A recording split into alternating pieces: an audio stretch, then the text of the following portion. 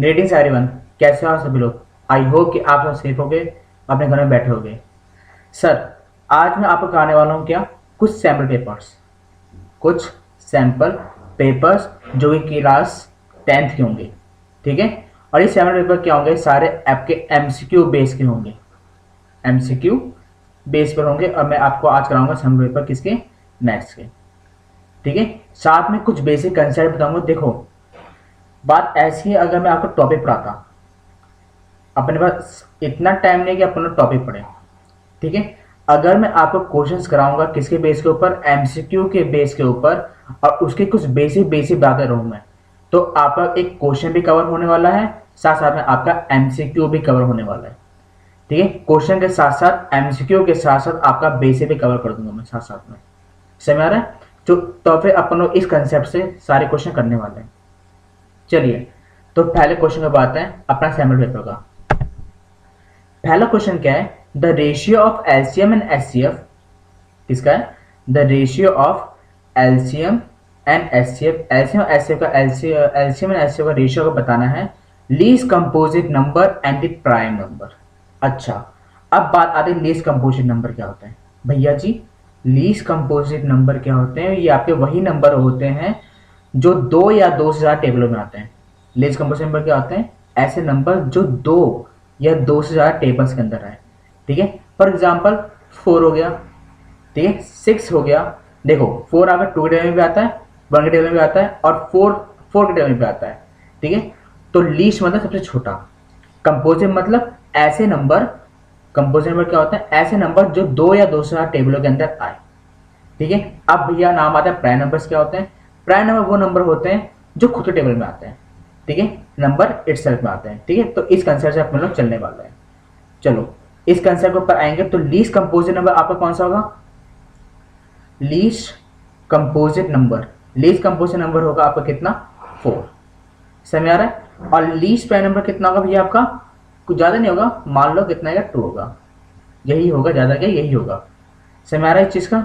अब इसका आपको निकालना है आपका रेशियो। किसका निकालना है? पहले अपन लोगों को एलसीएम निकालना है, फिर अपन लोगों को निकालना है, अपन लोगों को एचसीएफ निकालना है। इस कंडीशन से अपन लोग करना है। ऑप्शन दे रखा है 1:2, 2:1, 1:1 और 1:3। चलो, अब आप क्वेश्चन को करते हैं। सबसे पहले निकालते हैं अपन लोग क्या, इसका एलसीएम।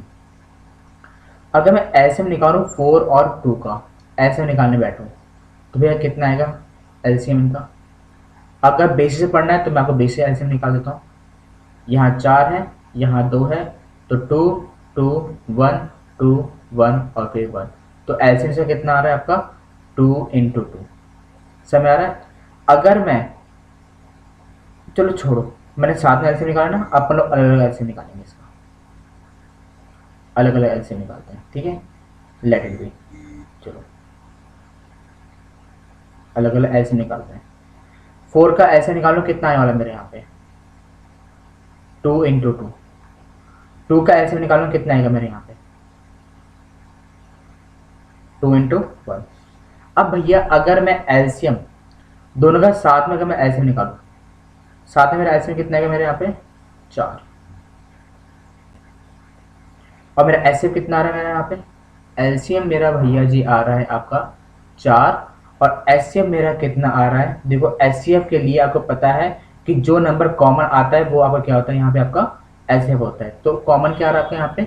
2 और 2। तो एचसीएफ कितना होगा सर जी आपका यहाँ पे? एचसीएफ आपका 2। आपको अब निकालने के लिए रेशियो। रेशियो क्या बोला, ये याद रखना, क्या बोला? एलसीएम और एचसीएफ। मतलब भैया एलसीएम ऊपर आएगा और एचसीएफ नीचे आने वाला है।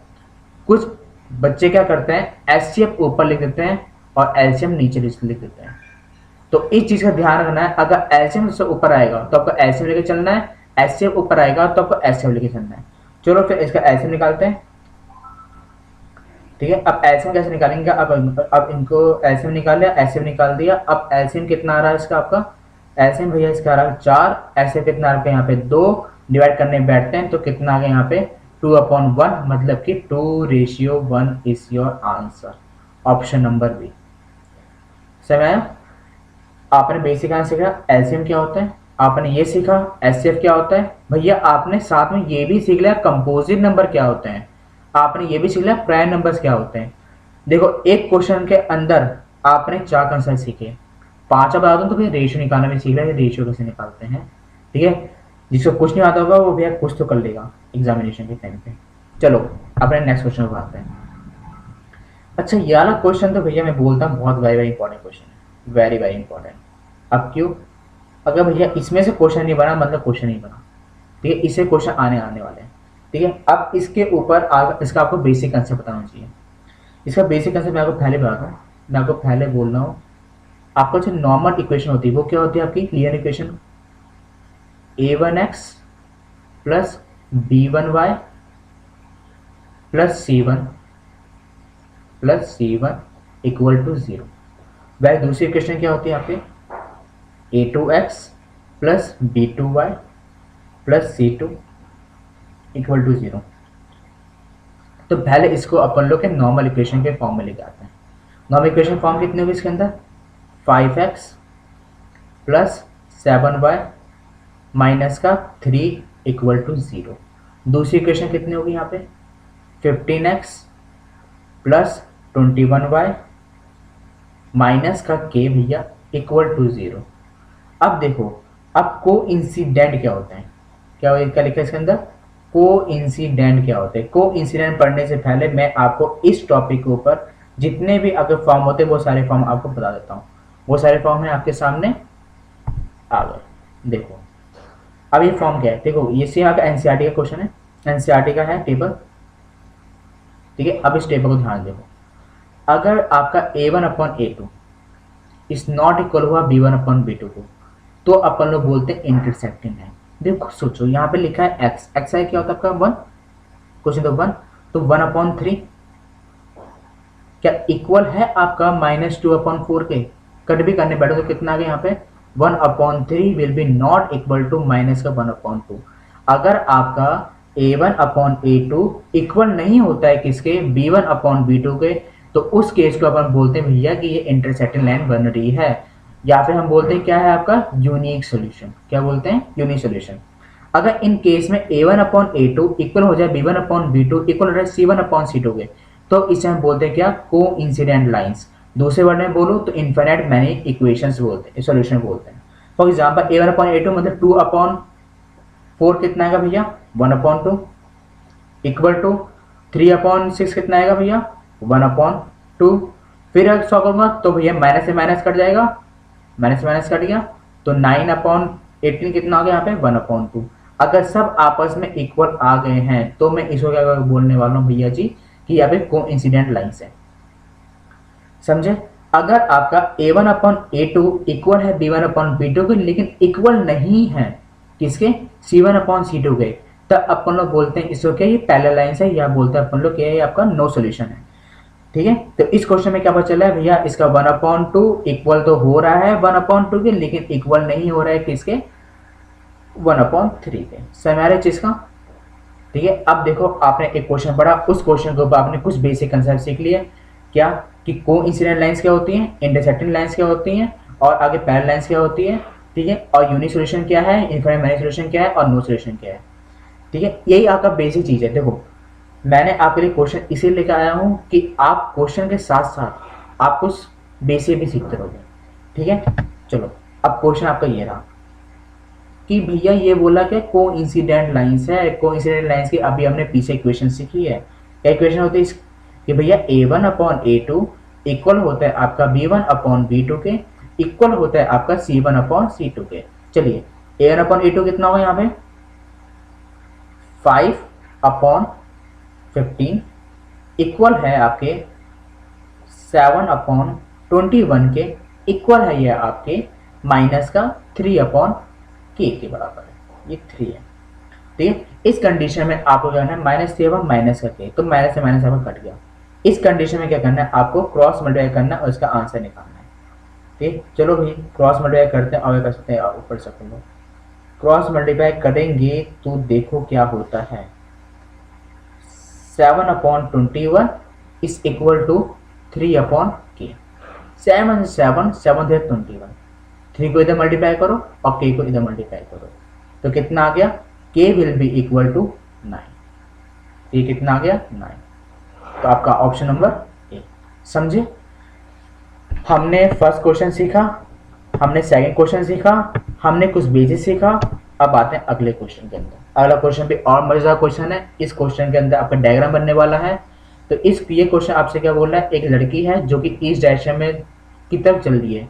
अच्छा, आपको पता ही होगा, ऊपर नॉर्थ होता है, नीचे साउथ, इधर ईस्ट और इधर वेस्ट। लड़की कहाँ चल रही है? ईस्ट डायरेक्शन में। चलो भाई, ईस्ट डायरेक्शन में हम डायग्राम आते हैं इसका। लड़की आपकी ईस्ट डायरेक्शन चल रही है, ठीक है। कितना है? 200, 200। चलो, फिर ये क्या हुई? 550 टूवर्ड्स द नॉर्थ। फिर वो नॉर्थ की तरफ मुड़ी। कब? कितनी मुड़ी है? 550, 550। अब उसने बोला find the distance of the girl from the starting point. Starting point से डिस्टेंस निकाल लिया। तो कॉमन सेंस की बात है भैया, स्टार्टिंग पॉइंट डिस्टेंस मतलब यहाँ से ये डिस्टेंस निकालनी है। मेरी अंतरात्मा ये बोल रही है कि भैया मेरा ये हाइपोटेन्यूस हो गया, ये परपेंडिकुलर हो गया, ये मेरा बेस हो गया। तो इस कंडीशन में आपके लिए होगा इसका हाइपोटेन्यूस निकालने बैठोगे। और I think so Pythagoras theorem आप सबको पता ही होगी। क्या होती है पाइथागोरस थ्योरम? ठीक है, पाइथागोरस थ्योरम क्या होती है आपकी? h का square is equal to perpendicular का स्क्वायर प्लस बेस का स्क्वायर। तो मतलब h का स्क्वायर इक्वल टू भैया परपेंडिकुलर का स्क्वायर कितना आएगा? 15 का स्क्वायर कितना होता है? 225, 225। ठीक है, फिर डबल जीरो प्लस बेस का स्क्वायर कितना होता है भैया आपका? 200 का मतलब कितना होगा? 400, 4 और डबल जीरो। ठीक है, अब ऐड करने बैठ जाओ। तो एच स्क्वायर कितना आ गया? 0, 0, 5, 2, 6, 625। समझे इतना? कितना आ गया यहाँ पे? 625। तो भैया एच स्क्वायर कितना आ गया यहाँ पे आपका? एच स्क्वायर कितना, एच कितना आ गया? एच आपका आ गया 250। तो ऑप्शन नंबर बी। ठीक है, नॉर्मल सी है भैया। अगर ये 90 डिग्री बनी रहा है, आपको पता ही है कि नॉर्थ आपका इस शेड में होता है। ठीक है, ये बेस है, ये परपेंडिकुलर है, तो पाइथागोरस थ्योरम ये। ठीक है, इस टाइप के क्वेश्चन कर लीजिएगा। ठीक है, प्रैक्टिस। अगला क्वेश्चन क्या है? ये बहुत बढ़िया क्वेश्चन है। ठीक है, मैं इसे डबल स्टार देना चाहता हूँ इस क्वेश्चन को। ठीक है, चलो। The length of diagonal of the rhombus are इतना एंड इतना। ठीक है, अच्छा भैया आपको रोम्बस दे रखा है, तो पहले हम रोम्बस बना लें।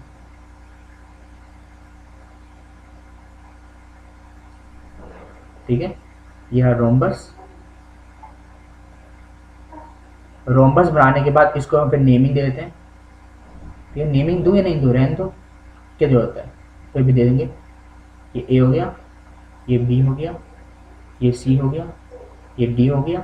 अच्छा, एक डायना इसका 24 है, ये डायना इसका 24 है, और ये डायना कितना है? 32, 32। समझ आ रहा है? अच्छा, एक 24 है, एक 32 है, तो फिर भैया मैं बोल सकता हूँ अगर पूरा 24 है तो इतना आधा कितना होगा? आधा होगा यहाँ पे कितना आपका? 12, हाफ। और ये हाफ कितना होगा भैया यहाँ पे आपका? ये बताओ मेरे को, इसका हाफ कितना होने वाला है? 16, है ना? अच्छा, एक बार एरिया ऑफ रोम्बस कितना होता है पता होगा? Half d1। d1 कितना होगा भैया इसका? d1 मतलब diagonal number 1 into diagonal number 2। ये क्या होता है? Area of rhombus. हमने छोटी क्लास में ये पढ़ा है, एरिया ऑफ रोम्बस आपका ये भी होता है, बेस इंटू हाइट। पता नहीं पता है? पता है भैया? नहीं पता है? ठीक है, नहीं पता तो सीख लो अभी। कितना होता है? बेस इंटू हाइट होता है, ये भी होता है। अच्छा, एरिया ऑफ रोम्बस कितना होता है? आपने बोला सर जी कि एक बेस भी होता है और ये एक हाइट भी होती है। चलो ठीक है। आपने बोला सर जी हाफ डायगोनल भी होता है, d1 इंटू d2 भी होता है। चलो कोई बात नहीं। बेस कितना दे रखा है इसको? भैया 32 बेस है, चलो 32 आपका बेस आ गया। हाइट कितनी दे रखी है? हाइट में एल्यूट निकालनी है, चलो एल्यूट में हाइट निकालनी है आपकी। ठीक है, अच्छा सोचो, ये नहीं पता मेरे को, छोड़ो चलो इस चीज़ को। तो हाफ d1 कितना दे रखा है यहाँ पे आपका? 32। ठीक है, d2 के अंदर रखा है यहाँ पे आपका 24। अच्छा, 32 में से ये 32 कट गया, है ना? 2 में से ये 12 कट, 24 कट गया, तो हेड कितने आ गए यहाँ से आपकी? 12। देखो बिल्कुल हलवा क्वेश्चन था ये। ठीक है, मैंने यहाँ से भी आपका 12 बताया था। ठीक है, यहाँ से 12 बताया था। ठीक है, आपको ऑप्शन चेक करना पड़ेगा। अगर आपने बेस अगर 24 रखा बाई चांस, बेस 24 रखा, तो फिर आपका ऑप्शन कौन सा आने वाला भैया 16। 16 इसके अंदर है ही नहीं, तो कंफर्म है भैया कि ऑप्शन नंबर 12 लेंगे अपन लोग, क्योंकि बेस हम क्या मानेंगे 32 मानेंगे। समझे? चलो आते हैं अपने नेक्स्ट क्वेश्चन के ऊपर। Affair of time probability question है। अच्छा, प्रोबेबिलिटी का फॉर्मूला आपको पता ही होगा आई थिंक सो। कितना होता है प्रोबेबिलिटी का फॉर्मूला? प्रोबेबिलिटी फॉर्मूला होता है पीई, प्रोबेबिलिटी का फॉर्मूला होता है number of favourable cases, number of favourable favourable cases upon total number of cases, TOTAL, total number of cases. समझ आया?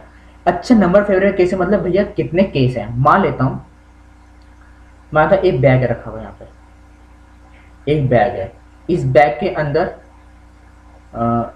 के अंदर मैंने बोला कुछ ब्लैक बॉल्स हैं, 1 2 3 4 और ये 5। फिर मैंने बोला इस बैग के अंदर क्या है, कुछ आपकी रेड बॉल्स भी हैं, कुछ क्या आपकी रेड बॉल्स भी हैं, 1 2 3 और फिर 4। ठीक है, फिर मैं आपसे ये बोलने बैठूंगा कि आप ये बताइए कि रेड बॉल आने की प्रोबेबिलिटी कितनी होगी, किसकी? रेड बॉल आने की प्रोबेबिलिटी कितनी होगी? तो रेड बॉल आने की प्रोबेबिलिटी कितनी होगी? Number of favourable cases, red ball कितने होगा? 1 2 3 4, 4 नंबर रेड बॉल्स हैं, और टोटल बॉल्स कितनी है? 1 2 3 4 5 6 7 8 9 9, तो कितना आ गया 4/9। समझे? वैसे मैं बोलूँ भैया ब्लैक बॉल आने की प्रोबेबिलिटी कितनी होगी, तब क्या बोलोगे आप? ब्लैक बॉल कितने? 1 2 3 4 5, तो 5/9। समझे? तो इन कंडीशन को अपन प्रोबेबिलिटी का यूज करते हैं। सेम क्लास के स्ट्रेंथ के लिए भी यूज होती है कि किसी क्लास में टोटल बच्चे इतने हैं, नंबर लड़कियों की संख्या इतनी है और बॉयज की संख्या निकालनी है। ठीक है, तो बॉयज आने की प्रोबेबिलिटी बताओ, गर्ल्स आने की प्रोबेबिलिटी बताओ। ठीक है, डाइस वाला केस जरूर पढ़ लेना आप लोग। ठीक है, कि मतलब जब एक डाइस होता है तब 6 केस बनते हैं, 2 डाइस उछाल दो तो 36 केस बनते हैं। ठीक है, 3 डाइस उछालोगे तो 216 केस बनेंगे। ठीक है, 3 बार आपका क्या आता है 1 आने की प्रोबेबिलिटी कितनी होगी। ठीक है, सेम आने की प्रोबेबिलिटी कितनी होगी, इवन आने की प्रोबेबिलिटी कितनी होगी, ये सारे डाइस वाले केस आपको पढ़ना पड़ेगा।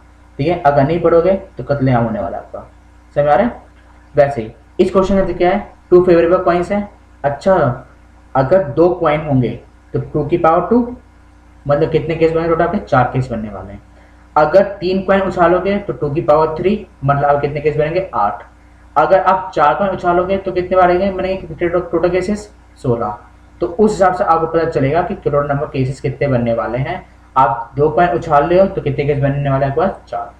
अब फेवरेट केस क्या बनेंगे भैया? ऐसा होता है क्या बता, केस मेरा एच एच आ जाए, मतलब एक बंदे ने हेड उछाला, फिर मैंने भी हेड उछाला, दोनों पर हेड आ जाए। फिर एक और बंदे ने उछाला तो उसका टेल आ जाए, दूसरे बंदे ने उछाला उसका भाई हेड आ जाए। अगली बार फिर भयंकर उस बंदे ने उछाला उसका फिर से टेल आ गया, इसमें बढ़िया थी, मैंने उछाला मेरे पे टेल आ गया। क्या होता है इस बार उस बंदे के हेड आ जाए और मेरे इस पर टेल आ जाए, तो टोटल कितने केस बन गए आपके? 4 केस बन गए। अब भैया इसने ये पूछा what is the probability of getting 1 head, एक हेड आने की प्रोबेबिलिटी कितनी होगी? गेटिंग एटमोस्ट 1 है, सॉरी क्या लिखा है? एटमोस्ट। देखो अब ये भी कितने बढ़िया बड़े क्वेश्चन आ रहे हैं, मजा आ गया भाई क्वेश्चन देख के। एटमोस्ट। अब बात आती है, एक वर्ड होता है एग्जैक्टली, एक होता है आपका एटलीस्ट, एक होता है आपका एटमोस्ट। ठीक, एग्जैक्टली मतलब भैया वही आने की प्रोबेबिलिटी बताओ जिस बारे में पूछा गया है। मैंने अगर बोला एग्जैक्टली 1 हेड आने की प्रोबेबिलिटी बताओ, तो आप कितना निकालते? 1 और फिर 2/4 लिखते इसका आंसर फिर। समझे? अगर मैंने बोला एटलीस्ट 1 हेड आने की प्रोबेबिलिटी, मतलब 1 या 1 से कम।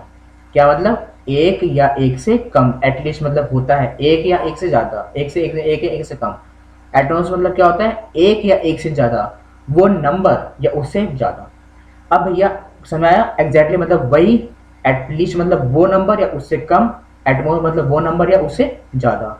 अब भैया ये बात क्या आ रही है? एटमोस्ट 1 हेड, एटमोस्ट 1 हेड या एक हेड या एक से ज्यादा हेड आपका आना चाहिए। एक हेड या एक से ज्यादा हेड, तो भैया एक हेड इसमें आ रहा है, एक हेड इसमें आ रहा है और एक से ज्यादा हेड इसमें आपका इसमें आ रहा है। टोटल नंबर केस कितने बन गए आपके पास? 3 फेवरेबल केस है, 4 टोटल केस कितने आपके पास? 4। तो कितना हो गया 3/4 ये आपका आंसर है। समझे? क्वेश्चन करने का तरीका आपको पता होना चाहिए। देखो मैं तो आपको एक्सप्लेन करते जा रहा हूँ धीरे धीरे और आपको बेसिक बताता जा रहा हूँ हर एक क्वेश्चन का, ठीक है? इसलिए इसमें मजा भी आ रहा है आप लोगों को और समझ भी आ रहा होगा, ठीक है? अगला क्वेश्चन ट्रिग्नोमेट्री।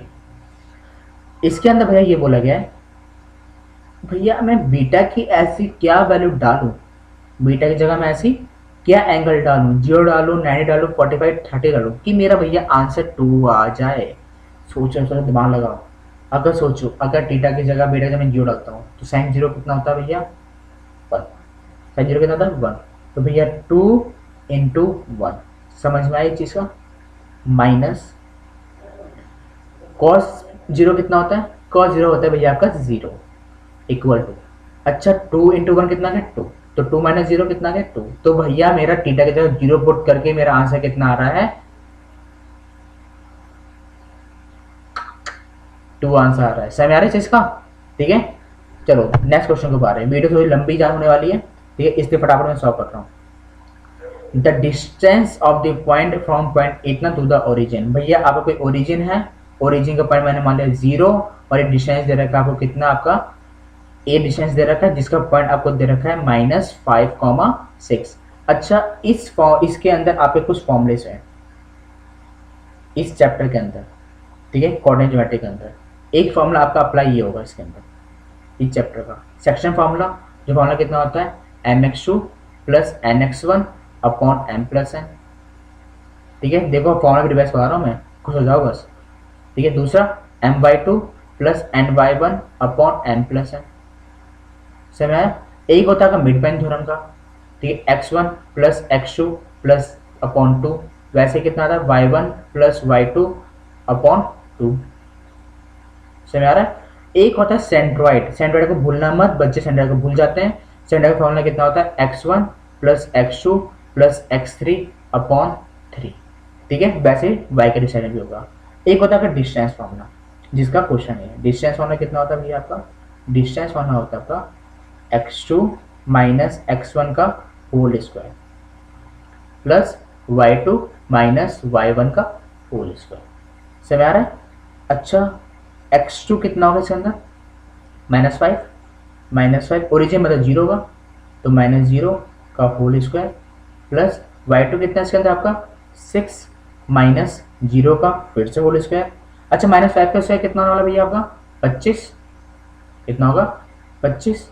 अच्छा 6 का स्क्वायर कितना होगा 36, तो कितना आंसर आ गया अंडर के अंदर 5 प्लस 6 11, हाथ से लगा 1 1 2 3 4 5 6 61, अंडर के अंदर 61, तो ऑप्शन नंबर डी। समझ आया भैया कैसे हुआ क्वेश्चन? फॉर्मूले आपको तीन बता दिए, एक क्वेश्चन सॉल्व कर दिया। चलिए नेक्स्ट क्वेश्चन के ऊपर। इस क्वेश्चन के अंदर हम सीखेंगे भैया रेशनल नंबर्स क्या होते हैं। ऐसे नंबर जो p/q के फॉर्म में लिखे जाते हैं वो नंबर कहलाते हैं आपके रेशनल नंबर। ऐसे नंबर जो किसमें आते हैं p/q के फॉर्म में, ऐसे नंबर जो p/q के फॉर्म में नहीं लिखे जाते उसे बोलते हैं क्या, इरेशनल नंबर। अच्छा ऐसे नंबर होल नंबर क्या होता है, ऐसे नंबर 0 स्टार्ट होते हैं 0 1 2 3 4 आगे भागते रहते हैं इनफिनिट तक। इंटीजर्स क्या होते हैं, ऐसे नंबर जो प्लस और माइनस में लिखे जाते हैं, ठीक है। अच्छा अगर मैं इसमें लिखा है ए स्क्वायर, क्या लिखा है इसके अंदर ए स्क्वायर इक्वल्स टू 23/25, तो ए कितना आ गया भैया यहाँ पे आकर अंडर के अंदर 23/5। अच्छा ये तो भैया इरेशनल हो गया, ये तो आपका रेशनल हो गया भैया जी। इरेशनल अपॉन रेशनल क्या होता है हमेशा आपका इरेशनल होता है, तो आपका आंसर कितना आता है इरेशनल। समझ में आ रहा है? ठीक है। अच्छा कोई बेसिक चीज बताता हूँ आपको, ठीक है, ध्यान देना चीज का, ठीक है। फिर से बोला वीडियो थोड़ी लंबी होगी, ठीक है, पूरी वीडियो देखना तभी आपको समझ में भी आने वाला है, ठीक है। के भी रेशनल नंबर और इरेशनल नंबर को आप प्लस करते हो, आपका आंसर कितना आता है इरेशनल नंबर। के भी रेशनल नंबर और इरेशनल नंबर को आप माइनस करते हो, आपका आंसर कितना आता है इरेशनल नंबर, ठीक है। कभी रेशनल नंबर और इरेशनल नंबर को आप मल्टीप्लाई करते हो, आपका आंसर कितना आता है इरेशनल नंबर, ठीक है। इसे ध्यान रखना है चीज का, ठीक है, सेम डिवाइडेड कंडीशन के अंदर होता है, ठीक है। चलो ये आपकी लास्ट स्लाइड थी, ठीक है। यहाँ पे आपके सारे क्वेश्चन हो गए खत्म, ठीक है। तो आई थिंक सो आप लोगों को मजा आया होगा, ठीक है। तो प्लीज़ इस चैनल को लाइक शेयर और सब्सक्राइब करते हैं ना, ठीक है। फिर मिलते हैं, ठीक है। ठीक है। और सब्सक्राइब भैया करना मत भूलना, सब्सक्राइब, लाइक और शेयर सब कुछ आपको करना पड़ेगा, ठीक है। ओके, थैंक यू, धन्यवाद।